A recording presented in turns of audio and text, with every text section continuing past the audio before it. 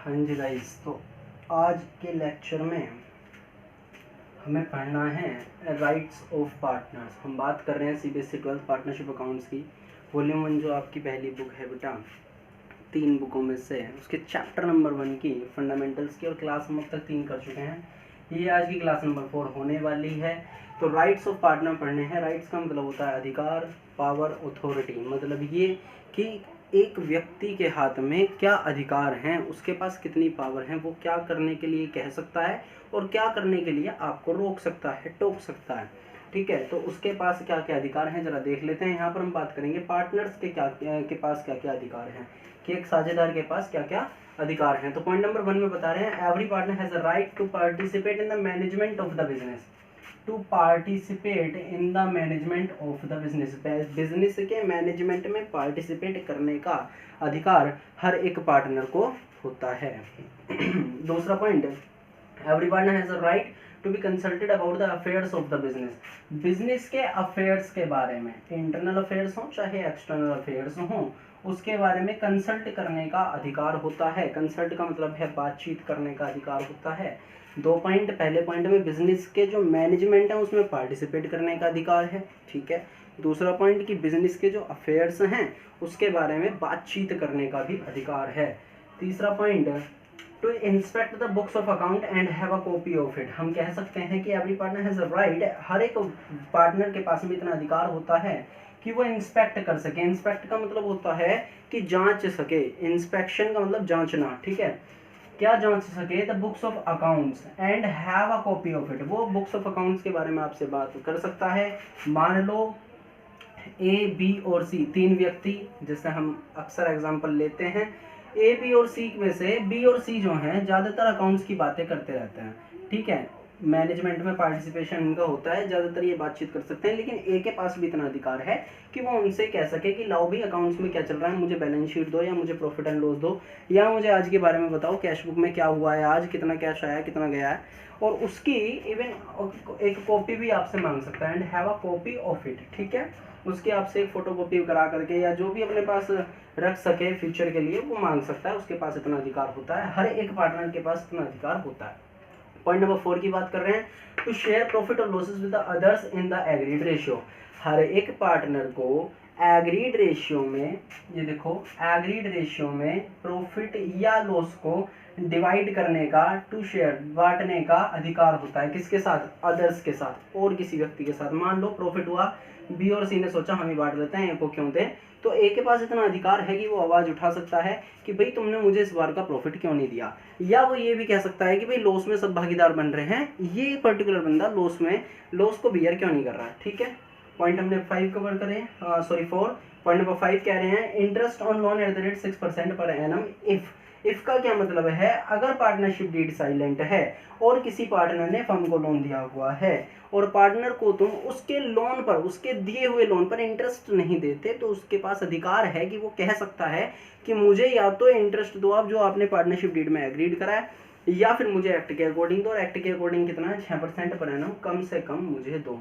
ठीक है, point number 6 में, in case of an emergency a partner has a right to act according to his best judgment and be indemnified for the expenses incurred by him। मतलब ये है कि कोई case है emergency का, इमरजेंसी आपातकालीन स्थिति, एक पार्टनर के पास इतना अधिकार होता है कि वो एक्ट कर सके according to his best judgement. मतलब ये कि इमरजेंसी का केस था, वो बातचीत कर नहीं पाया उस केस में, तो उसने अपनी बेस्ट जजमेंट से अपने आप कोशिश करके, जितना उसे एक्सपीरियंस नॉलेज थी, कोई एक्ट कर दिया, कोई काम कर दिया। एक्ट का मतलब है यहाँ पर वर्क, कोई वर्क कर दिया या डिसीजन ले लिया, उसने कोई डिसीजन ले लिया, लेकिन उस वर्क, उस डिसीजन के बाद में उसने क्या हुआ कि उसकी वजह से कुछ एक्सपेंसेस हो गए, उसकी वजह से कुछ एक्सपेंसेस हो गए फर्म को, तो वो बी इंडेमनिफाइड, उसे मिलने चाहिए जो भी उसके द्वारा एक्सपेंस हुए हैं। उसके पास इतना अधिकार होता है कि इसके द्वारा किए हुए जो खर्चे हैं in the case of emergency, वो उनकी मांग आपसे कर सकता है, फर्म से उन पैसों को ले सकता है, जो भी एक्सपेंसेस उन्होंने बेटा करे हैं।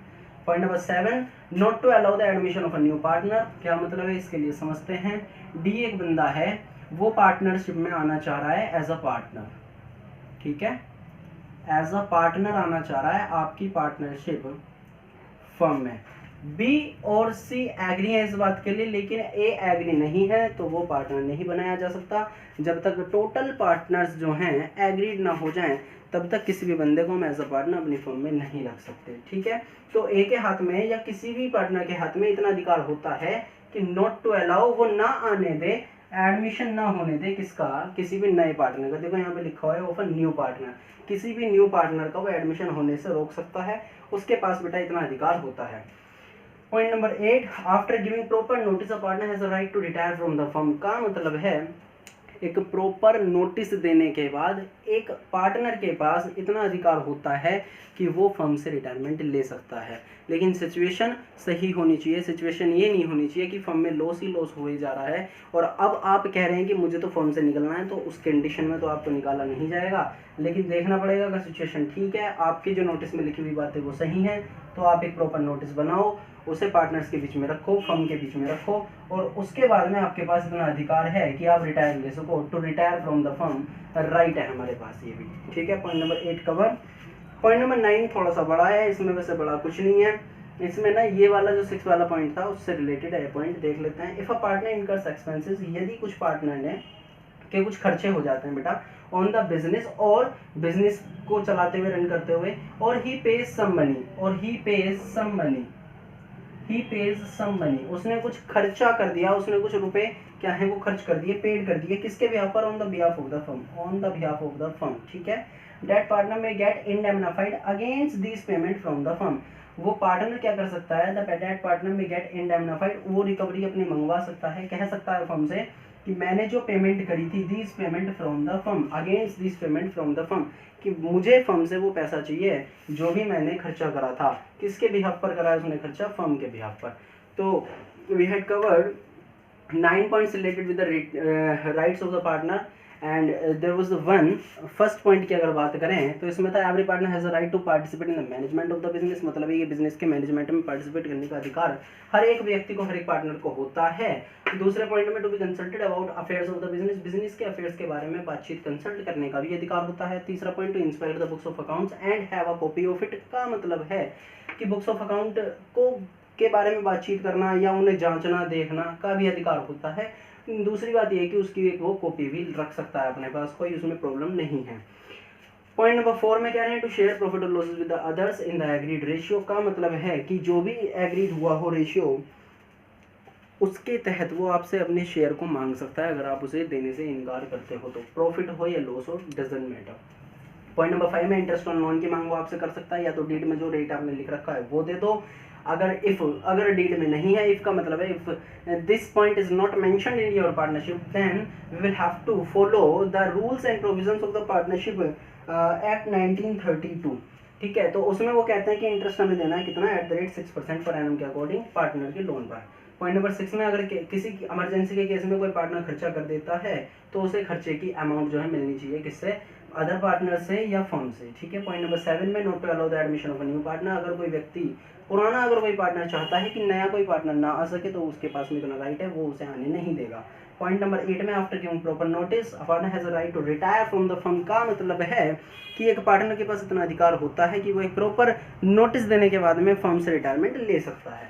पॉइंट नंबर 9 में partner incurs expenses on the behalf of the firm and blah blah, ये हमने पॉइंट देखा था कि अगर कोई पार्टनर खर्चा कर देता है फर्म के बिहाफ पर तो उसे उसका पैसा मिलना चाहिए जो भी खर्चा उसने कराया। ओके गाइज, तो कोशिश रही है आपको एक बेस्ट से बेस्ट कंटेंट प्रोवाइड कराने की। आपको अगर क्लास में थोड़ा बहुत ठीक है मज़ा आ रहा हो, आपको लग रहा हो कि हाँ जी सही पढ़ रहे हैं, आप समझ रहे हैं, तो कमेंट बॉक्स में कमेंट करके ज़रूर बताएं, और अपना कोई अगर कोई सजेशन हो तो उसे भी देने की कृपा करें।